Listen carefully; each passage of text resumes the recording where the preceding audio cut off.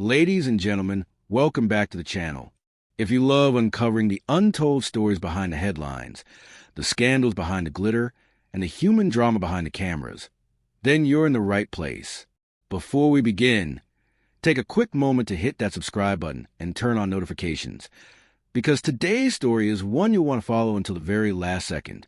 Let me start with a question. What happens when a duchess, a global celebrity, and one of the most talked about women on the planet decides to step into a field dominated by personalities, passion, and authenticity? And what happens when the verdict on her performance is not admiration, but humiliation? When the woman who once commanded the world's fascination is ranked dead last on a list she desperately hoped to conquer? That is exactly what has just unfolded for Meghan Markle, the Duchess of Sussex. In a verdict that shocked some but confirmed the suspicions of others, Meghan came dead last in the inaugural power list of celebrity chefs, a ranking that claimed to reveal the most influential figures in the cooking industry.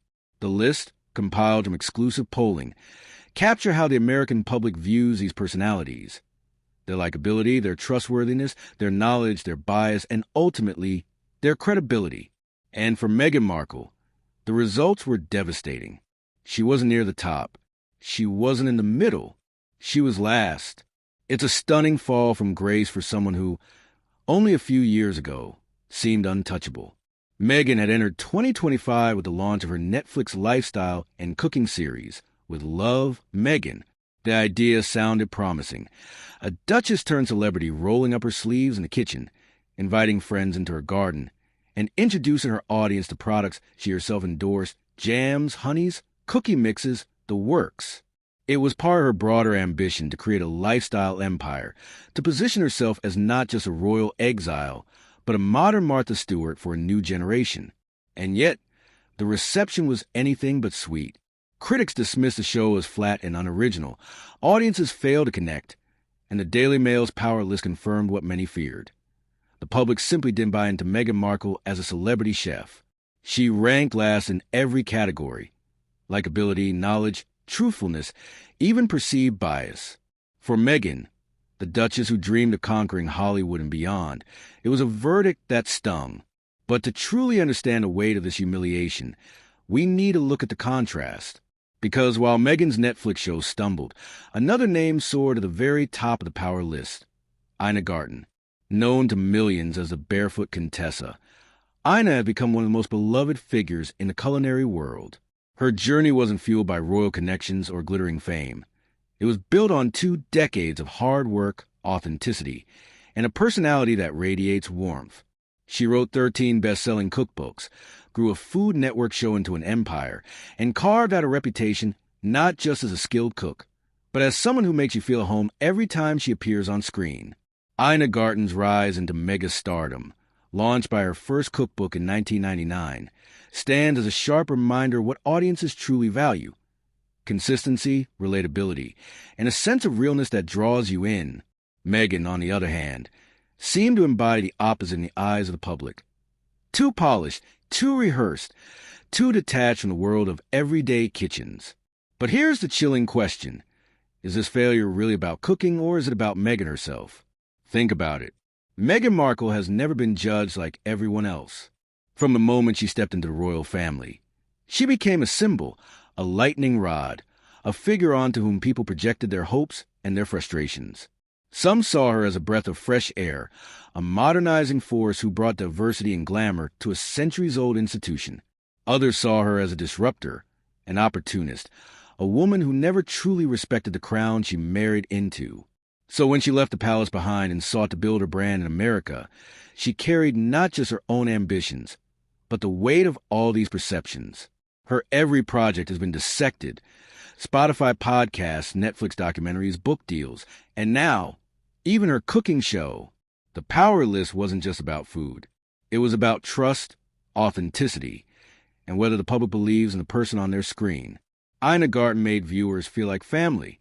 Meghan Markle made them feel distant. And yet, the irony cannot be ignored. Meghan had already shown flashes of a natural connection to food years before. Back in her royal days, she championed a community kitchen cookbook, supporting the victims of the Grenfell Tower fire in London, a project that received wide praise for its sincerity and impact. that Meghan felt real, approachable, and deeply human. But somewhere along the way, that authenticity was lost. Instead, with Love, Meghan felt more like a brand exercise and a heartfelt invitation. The products, jams, honeys, cookie mixes seemed to critics like attempts to cash in on her name rather than share a genuine passion. And the public, in an era where authenticity is currency, wasn't buying it. But here's where the story takes a twist. Despite the humiliation of ranking last, Netflix is still moving forward. A second season of With Love, Meghan is already scheduled to air on August 26th. The stakes are higher than ever. Can Meghan turn things around, or will another season simply cement her place at the bottom of the list? And more importantly, what does this mean for Meghan's broader future? Because this isn't just about one show. This is about whether the Duchess of Sussex can successfully reinvent herself in the American entertainment industry. It's about whether audiences, weary of polished PR statements and glossy branding, will ever see her as genuine. As we watch this unfold, one can't help but wonder, has Meghan reached a point of no return in the court of public opinion? Or is this setback simply the setup for a comeback story she has yet to tell? When Meghan Markle steps back into the kitchen for the second season of With Love, Meghan, the world won't simply be tuning in to watch recipes unfold. No, this time, the cameras are trained on something far more important. Viewers will be watching for authenticity. They'll be listening for sincerity. And they'll be asking themselves, is this the Meghan Markle who once promised to redefine what it meant to be royal? Or is this just another performance in a long series of carefully constructed appearances? The irony is undeniable. Meghan's entry into the culinary world should have been natural. After all, food is one of the most powerful connectors in human history. In every culture, meals have been the center of community. Banquets celebrated victories. Kitchens nurtured families, and recipes preserved traditions across centuries. From ancient Roman feasts to the humble Sunday dinner, food has always been a language of togetherness. For Meghan, who has often spoken about unity and compassion, this was a perfect stage. And yet, somehow, she missed the mark. Why? Perhaps the answer lies in the delicate balance between celebrity and credibility. Audiences forgive flaws when they sense honesty. A chef may burn the stew, a host may stumble over words, but if they laugh at themselves, if they share their vulnerability, they become endearing. Meghan, however, has built her post-royal life on the opposite. On perfection, on polished messaging, on the kind of brand curation that leaves little room for spontaneity. The result? A show that looked like a glossy advertisement rather than an authentic experience. Contrast that with Ina Garten, the woman who topped the power list. Ina doesn't just cook, she invites. She laughs when things go wrong. She speaks in tones that feel like she's chatted with a friend across the kitchen table. Her empire was built not just on food, but on intimacy, and audiences, craving connection in a digital world, rewarded her with loyalty. So what does Meghan's ranking at the bottom really say? Maybe it says less about her cooking and more about the public's growing skepticism of celebrity culture itself. The power list revealed something profound. People aren't fooled anymore by star power alone. They want depth. They want truth. They want to believe the person in front of them isn't performing, but living. And here lies the tragedy of Meghan's predicament. Once upon a time, the world did see her as authentic. When she first married into the royal family, she was praised as a symbol of change, as someone who could bridge two worlds, Hollywood and monarchy, America and Britain, tradition and modernity. Her biracial identity and her outsider perspective gave millions of people the sense that, finally, the monarchy was evolving. But when that fairy tale soured, when she and Harry stepped back from royal duties, the narrative shifted. Instead of seeing Meghan as authentic, some began to view her as calculating. Every move, every deal, every project was scrutinized through that lens. And so, when she presented With Love, Meghan, the public didn't see jam jars and garden tables. They saw branding. They saw marketing. They saw what felt like a Duchess-turned-saleswoman. But here's the haunting twist. What if this perception is unfair? What if Meghan's efforts to create a show that reflected her passions were genuine, but the weight of years of controversy had already poisoned the well of public trust? Could it be that no matter what she produced, the verdict was predetermined? Think about it. The power list was based on polling of likability, trustworthiness, bias, and knowledge. These aren't just measures of a show, they're measures of character. Meghan wasn't just judged on her cooking. She was judged on who people believe she is.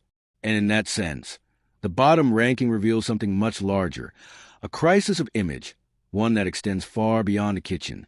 And yet, Meghan's story is not over. If history has taught us anything, it's that public opinion is a tide that can turn in the most unexpected ways.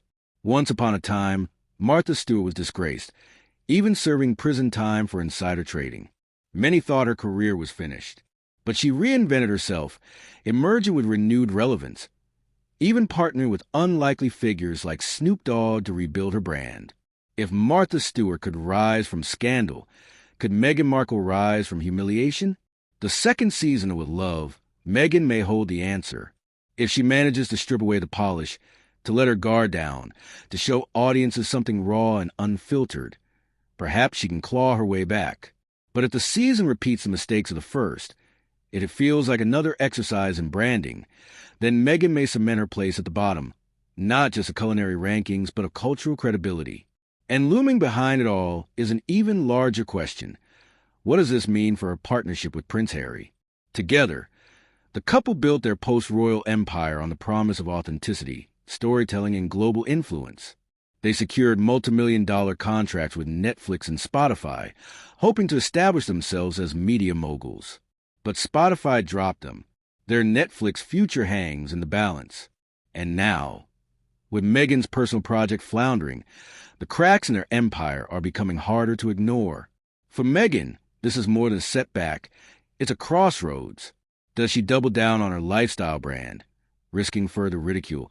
Or does she pivot once again, seeking a new direction that might restore credibility? As the date for her show's second season approaches, August 26th, critics and fans alike wait with bated breath. Will this be the season of redemption or the season of collapse? The suspense is almost cinematic, as if Meghan herself has become a character in a drama larger than life. But maybe that has always been the case. From Hollywood actress to royal duchess, from exile to entrepreneur, Meghan Markle has never simply lived. She has been watched, judged, celebrated, and vilified in equal measure. And now, as she stirs pots and spreads jam in her glossy Netflix kitchen, she finds herself once again at the mercy of an audience that cannot decide whether to embrace her or reject her. So we end with this haunting question. Is Meghan Markle's bottom ranking on the power list a verdict on her cooking or on us? Is it a reflection of her failures, or a mirror held up to society that builds women into icons only to relish tearing them down? Because if history repeats itself, this may not be the end of Meghan's story at all. It may be the beginning of her most defining chapter. A chapter where she either rises from the ashes of humiliation or fades into the background of celebrity culture, remembered not for her recipes, but for the battles she could never win. And as season 2 of With Love, Meghan looms, the world will be watching, not to see what on the menu, but to see whether Meghan Markle can finally serve something the public has been starving for all along, the truth. So tell me, what do you think? Is Meghan's fall to bottom of the power list deserved, or is she being judged by standards no one could ever meet? Leave your thoughts in the comments below, because this is one conversation that is far from over